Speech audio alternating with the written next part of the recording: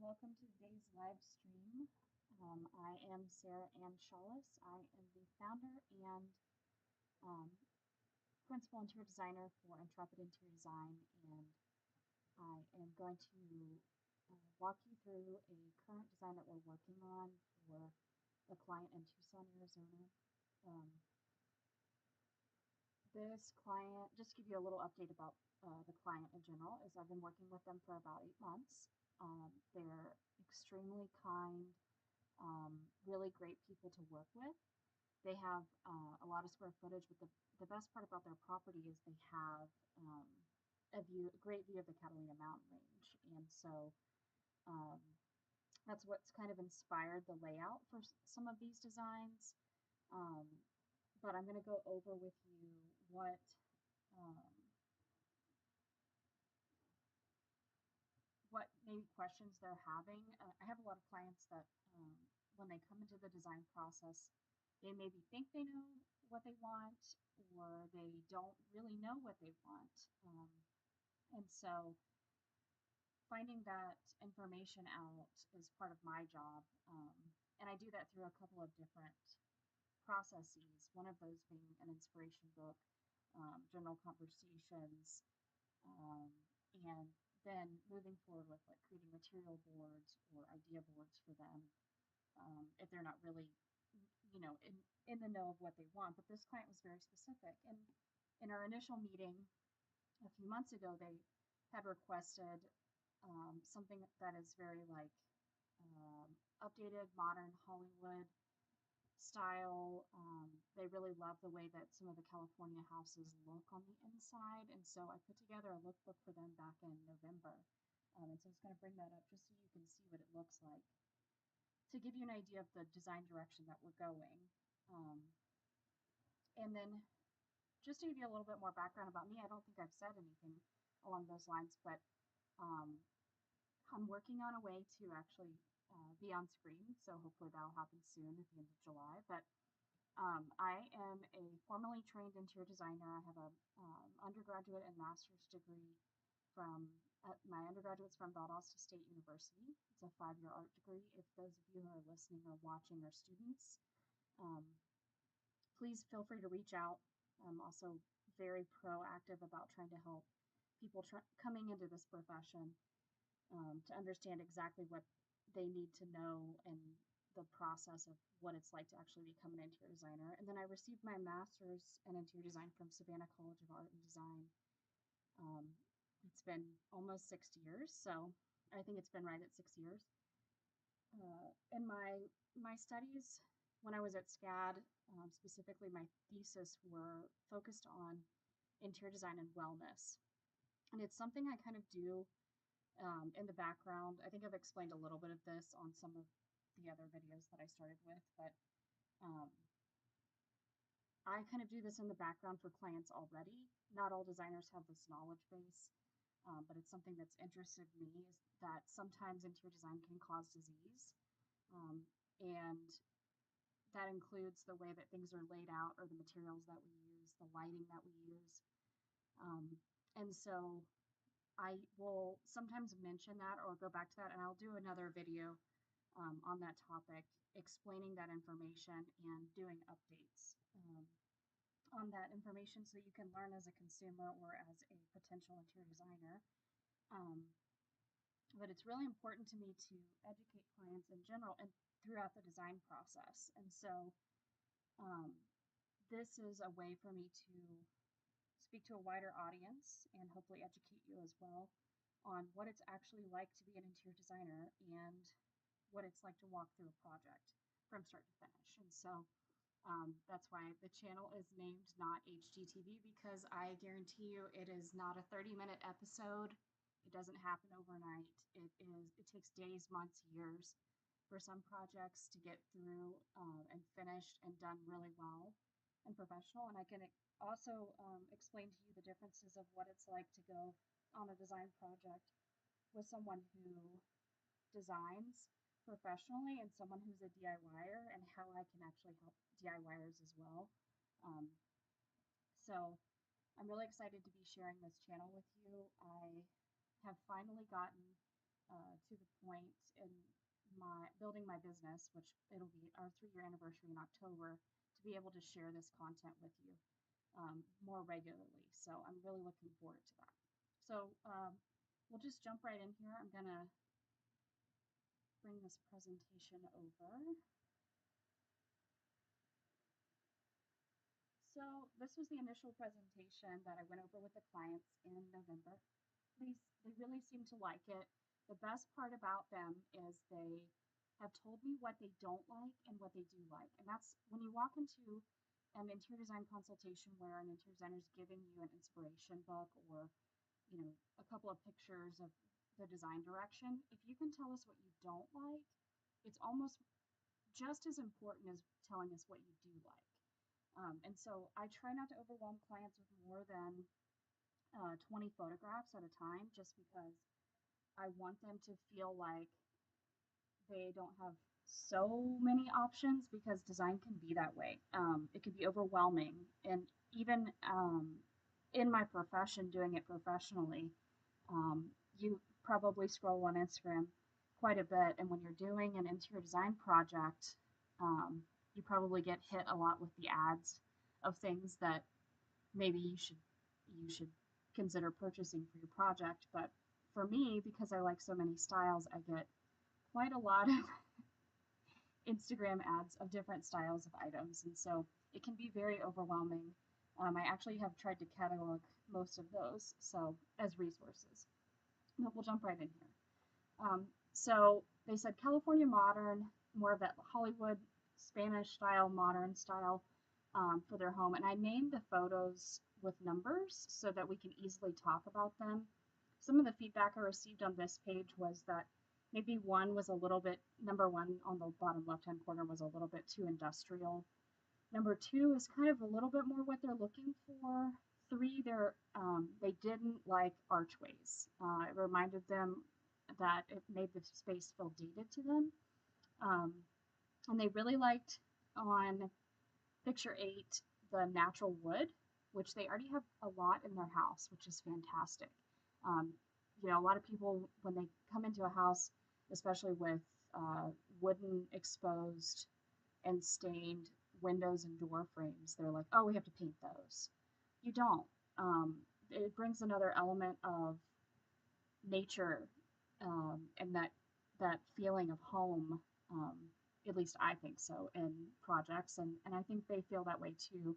So they were very worried about having to replace their windows and not having the same look and feel. And then number 11, they really liked. It's also very interesting working with couples too. The husband, for example, in this project really liked number 11 because he really zoomed in on how clean this looked. And so he's a little bit, I would say, on the outgoing side. A lot of extroverts have a tendency to like heavy lines, and you can see that here, in the shape of the sofa, in the crispness of the counter, and things like that. She's also very outgoing, but she's got a little bit more of the way she thinks about things are a little bit more of a cozy way, and so she really liked number 8, where it seemed more organic.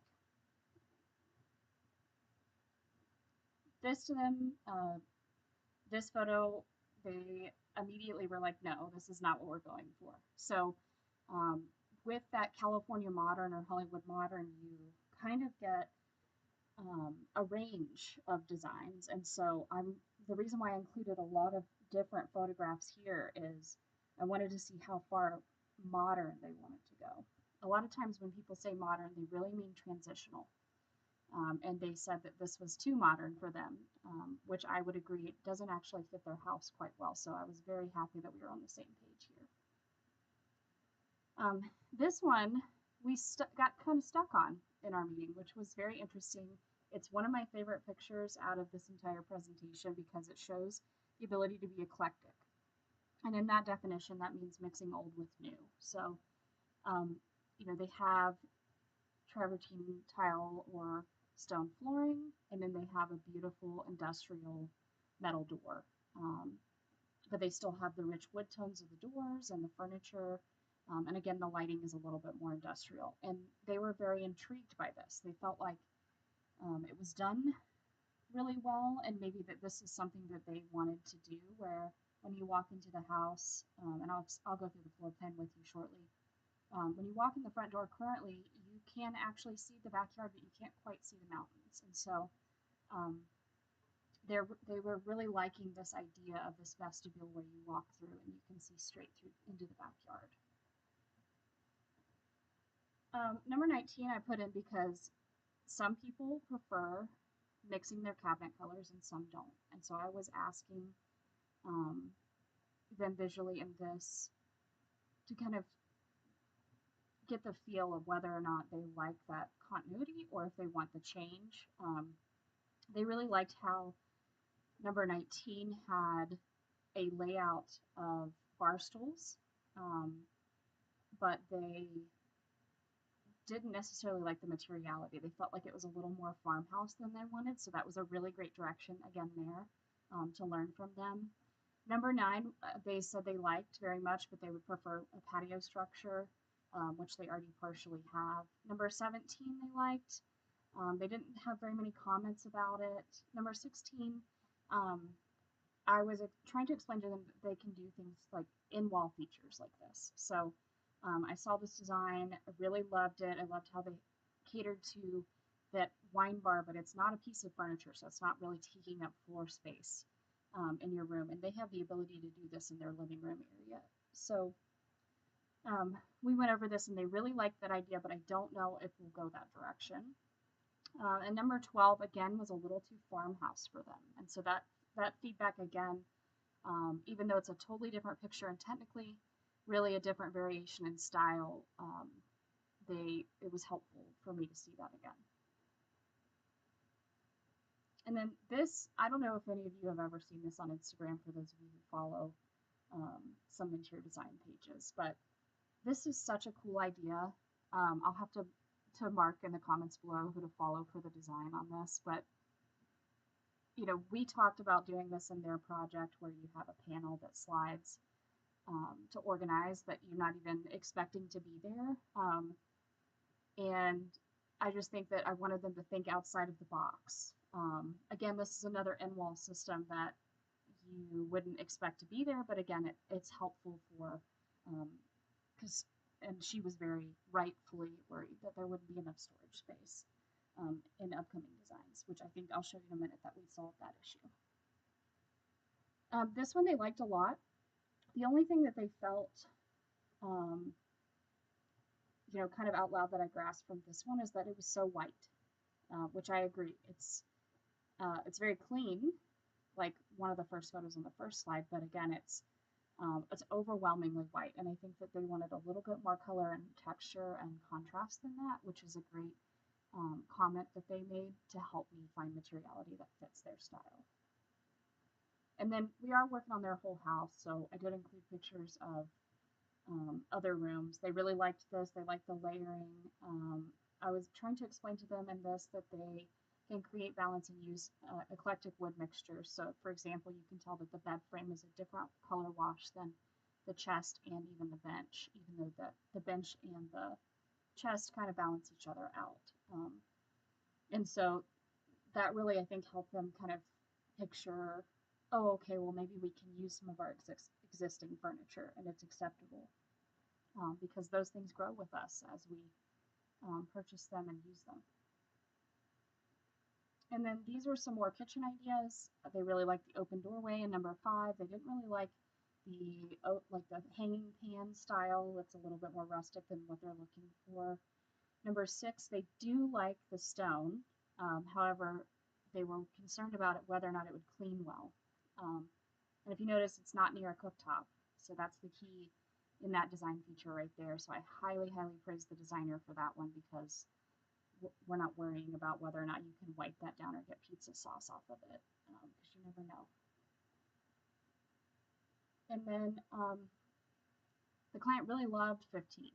And if I could have any feature in their house, I would add a clear story. They've been talking about doing that, and I'll show you where that goes in just a minute. I think it would really add not only natural light, but just this sense of feeling and connectedness to nature um, that they already kind of have, but the house is just not quite there yet.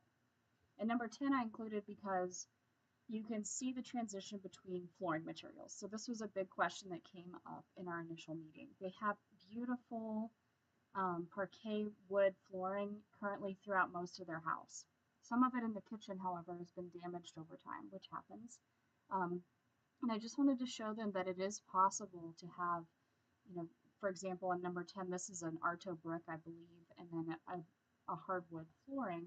And you can mix flooring without it seeming like you did it in stages. It just has to be, picked and intentional, picked together. So,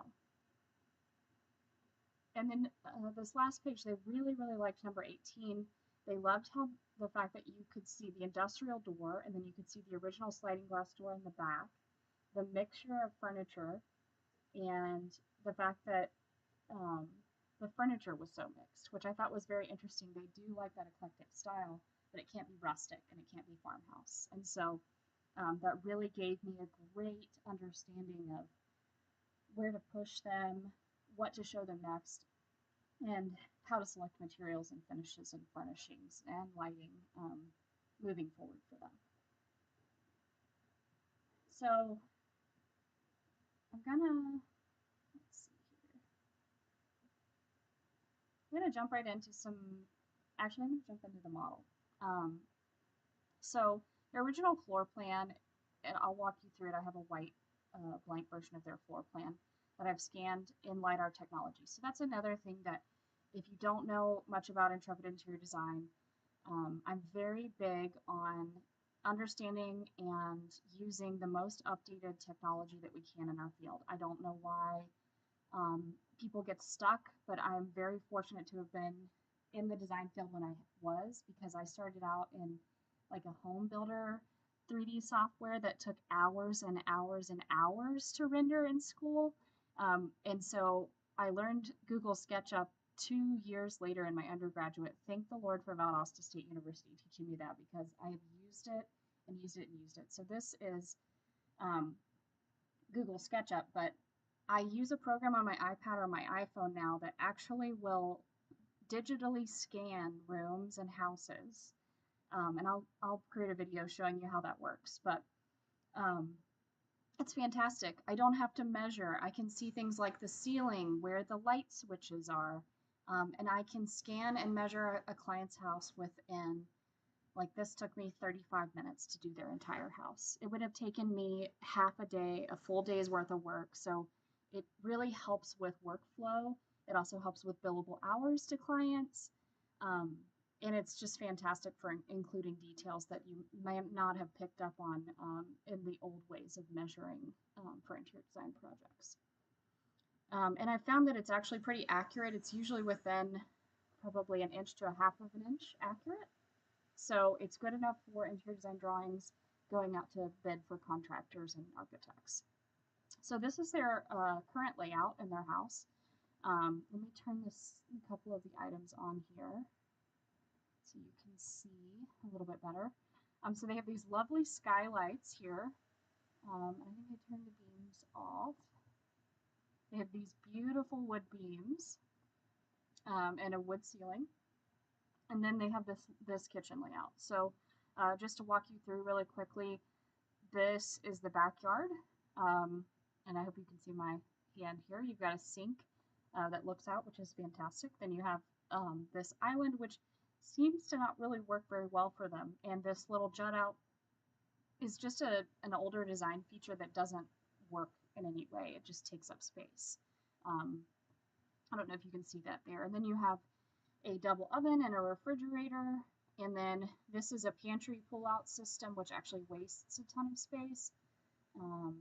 When they were designed, they were probably great because they limited the amount of things you could have in your house. And then this right here is a desk that's also not really in use. In fact, they have appliances sitting on it now. And get out of the walls for you. Sorry about that. And they have a sliding glass door here that goes out onto their back patio. And then I will show you on the other side of the kitchen, there is a hallway that has a see-through door to the backyard. So this is fantastic. So if you were to turn directly around, here is their front door. So the minute you're welcomed into their home, you can see straight out to nature, which is fantastic. Um, but there is a wall here for all of those appliances that are currently sitting into the kitchen. So again, here's the other side of the island, and to the left of my cursor is the double oven. And so it's really not working for them anymore. And I think they're ready to have a great space to entertain in. Um, they're at a good stage in life for this as well because their sons are in college, and so they might have the ability to have company more often, which is a great thing too. Um, so I'm going to jump back over to another presentation. Hold on one second for me.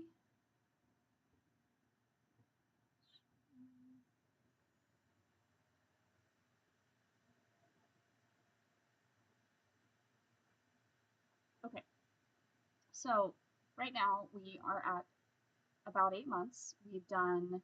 I've done one full design. So the other stipulation when we first talked about design back in November was that they um, wanted me to design something that I thought was the best thing to do with their space for the house. Um, that is an awesome thing, but also hard for me because I love more client feedback.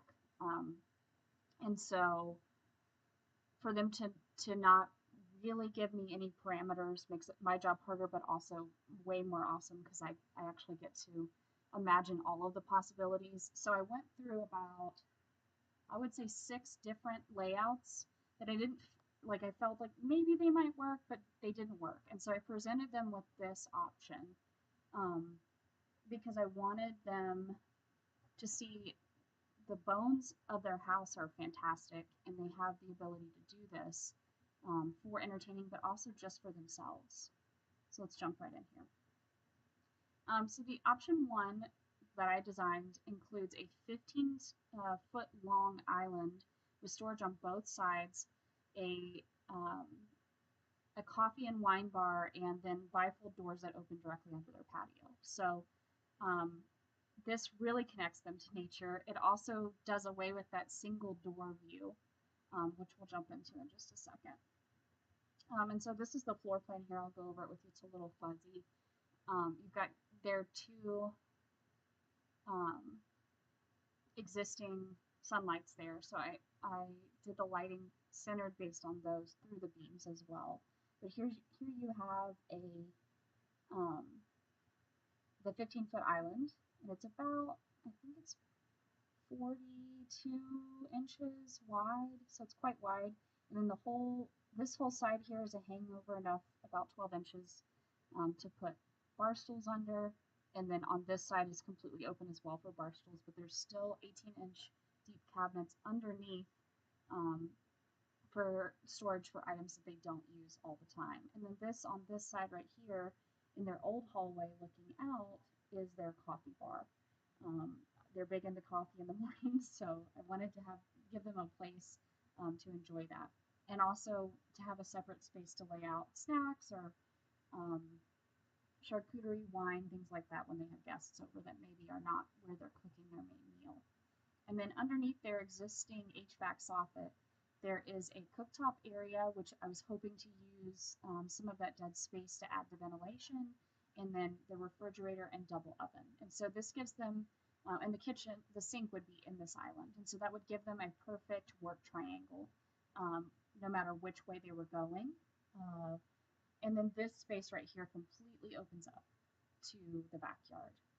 So we'll jump right into some of the rendering views here. So as you can see, this is if you're standing at the long end of the island, your back is towards where that single door looking out the back used to be, and the coffee bar is behind you. And this entire opening right here would be sliding glass doors that stack on each other.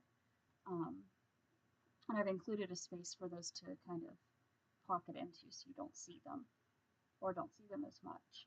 And so this area right here is where that pocket door would be, and you have a waterfall edge so people can lean and talk to whoever is cooking.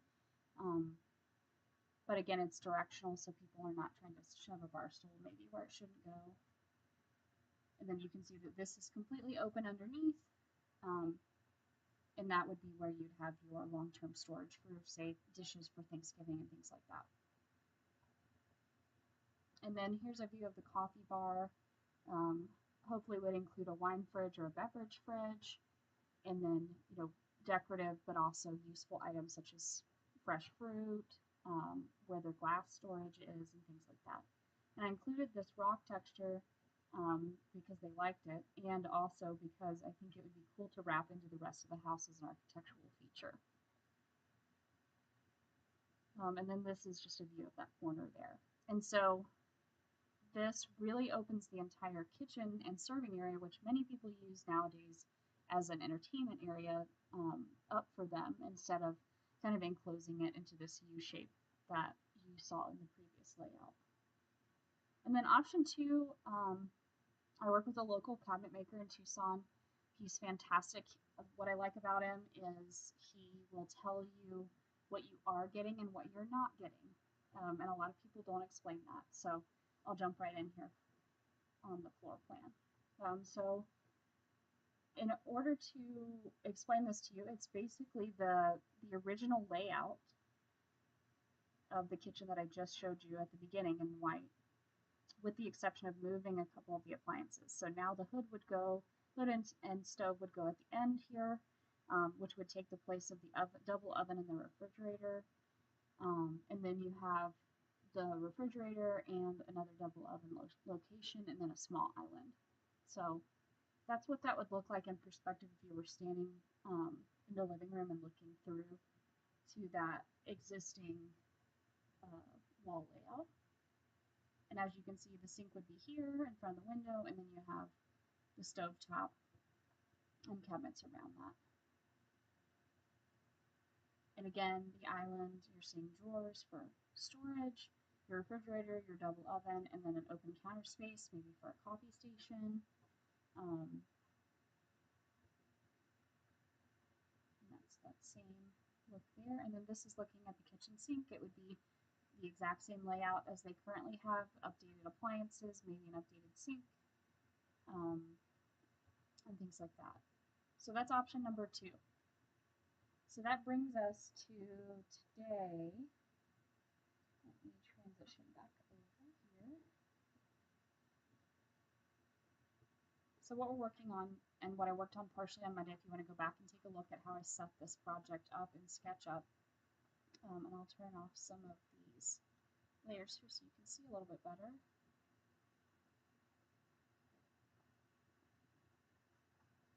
So this is that layout that I was just referring to. Oh no, that's the play around layout. Hold on one second. There it is. So just to give you a better walkthrough, here is what it would look like if you were standing on the patio. And I pulled these bar stools out from, I usually do this for space planning reasons. I pulled the bar stools out from the edge of the countertop because I want them to see how much space they have to walk around behind them when they're not pushed under if there are people sitting in them. So here you've got the view from this area here, and then you've got the cooktop. Your sink would be somewhere in here depending on where the plumbing can be pulled through, and things like that. So that's kind of where we started with this idea. Now, option number 3, we talked about this. We went back and forth for about 3 weeks, whether or not we were going to draw this. And I really encourage them to do that. I want them to be able to visualize and know exactly what they're getting. I also am a very big proponent of finishing design drawings, even with architectural drawings, before any contracting bidding is taking place. And the reason why I say that, and I will lecture this over and over again, is that the more information specifically that you give to a contractor or a builder, or even a subcontractor if you hire individually, the better. The more clear your bid's going to be. And the other thing I tell the client too, and I've told them on this several occasions, is I don't want them to go and find a subcontractor or contractor now and get a bid for something that they're thinking about doing and then get a really large number because the contractor is unsure of what their direction is. And then it scares them away from doing the construction project in general. So just that's something that if you're working on bidding a project for yourself or for someone else, that's something to keep in mind. And then this is number 3. So let me walk you through that. Let me turn some of these options off so you can see a little bit better. I'm going to turn the beams off as well. Okay. Yes.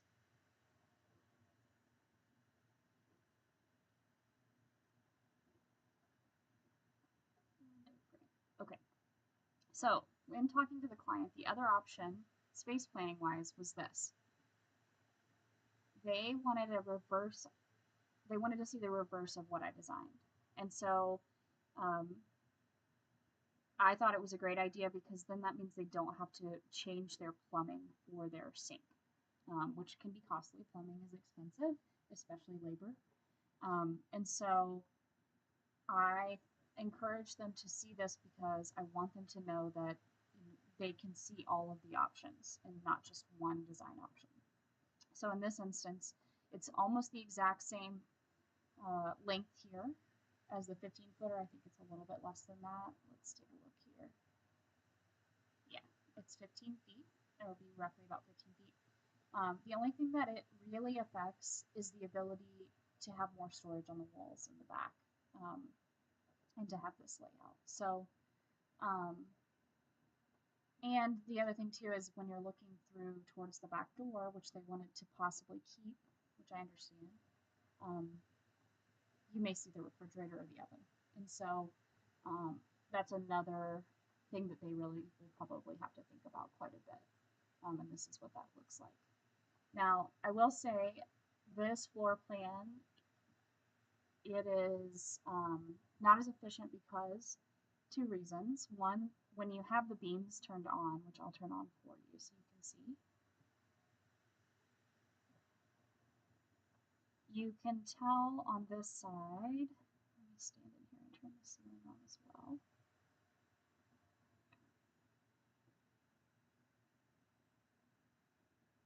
So there's this HVAC soffit that we talked about in the last plan.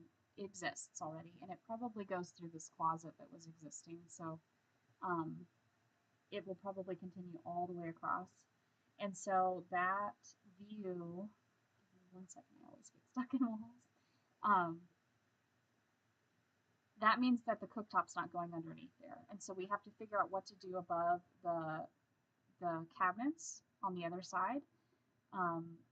And it also means that this right here becomes more like a tunnel of a hallway. So when your guests are walking behind the bar areas, they're going to be walking in more of what is like a tunnel because the ceiling is lower. So you can see how much space is between their lovely ceiling and their cabinets, which we can figure out something to do architecturally there to help with that. But so that would be my only objection to this one, is that it creates issues on the ceiling that we will have to address, or we can just cap the cabinets at a certain height because there are standard heights. So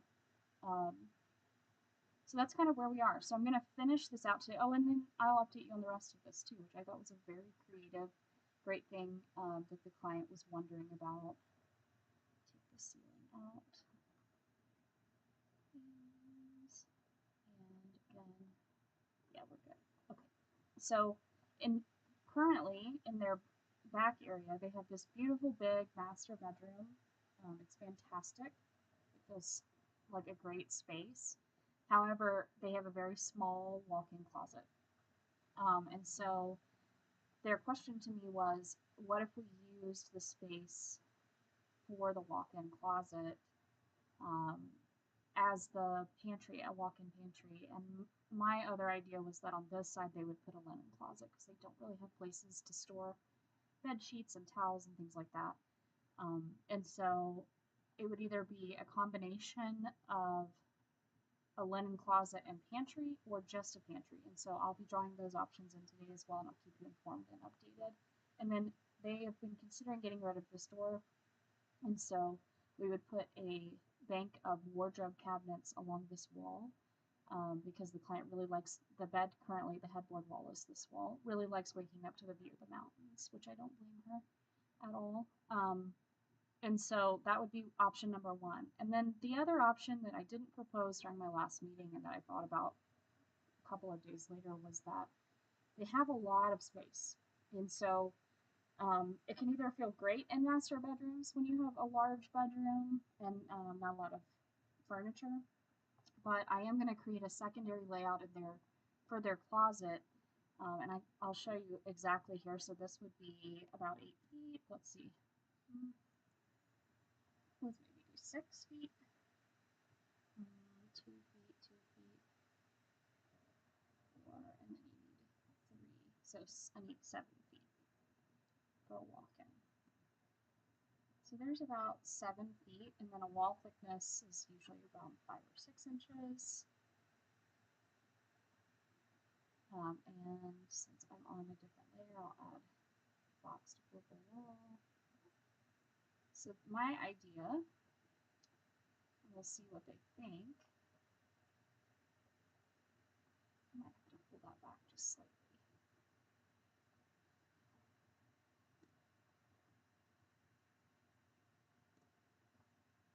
Is to add a wall and door to make this the walk-in closet.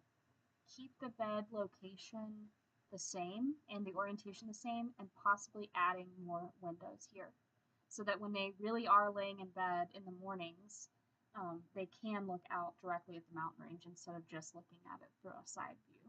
So I'll work those dimensions out and go back over that with you once they're finally drawn in. But so yeah, that's exactly what I wanted to talk to you about today, is that there are infinite possibilities in design.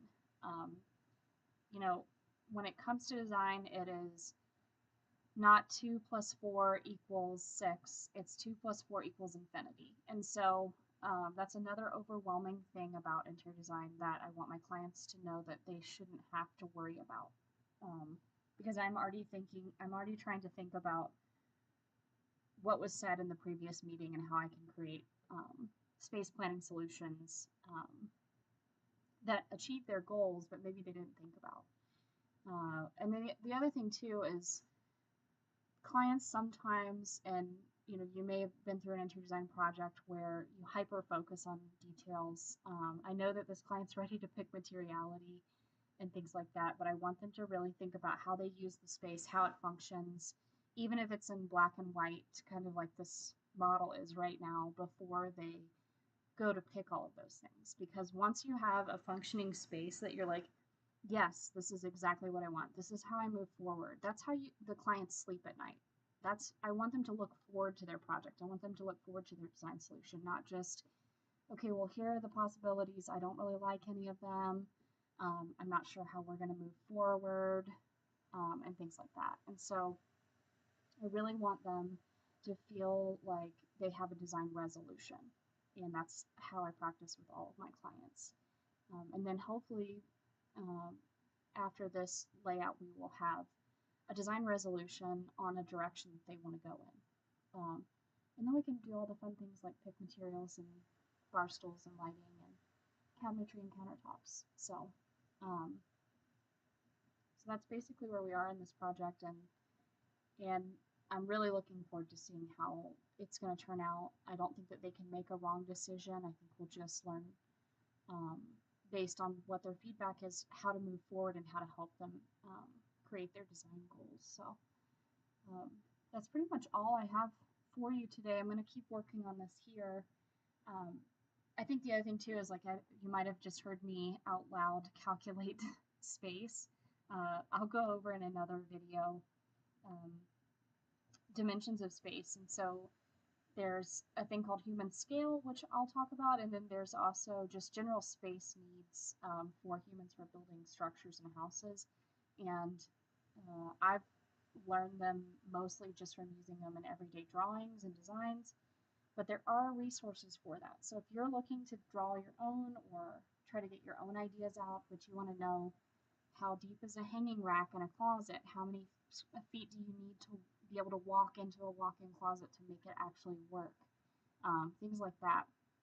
I can definitely list some resources so that you can understand better those design details. And those are things that, you know, when a client gets that presentation back, they see the finished work. But there's a ton of information here, and so I'll try to break it down um, for you so that you can see the different layers of information and what makes interior design not like HGTV, um, what makes it intelligent and includes things like science and construction knowledge, material knowledge, and things like that. So that's why I like my profession so much because it encompasses so many different other professions and bodies of knowledge. Um, but I hope you tune in next time. We will be gone shortly for the month of July, a good portion, but expect to see me back here at the end of July if I don't talk to you next week. Thanks for listening. Talk to you soon.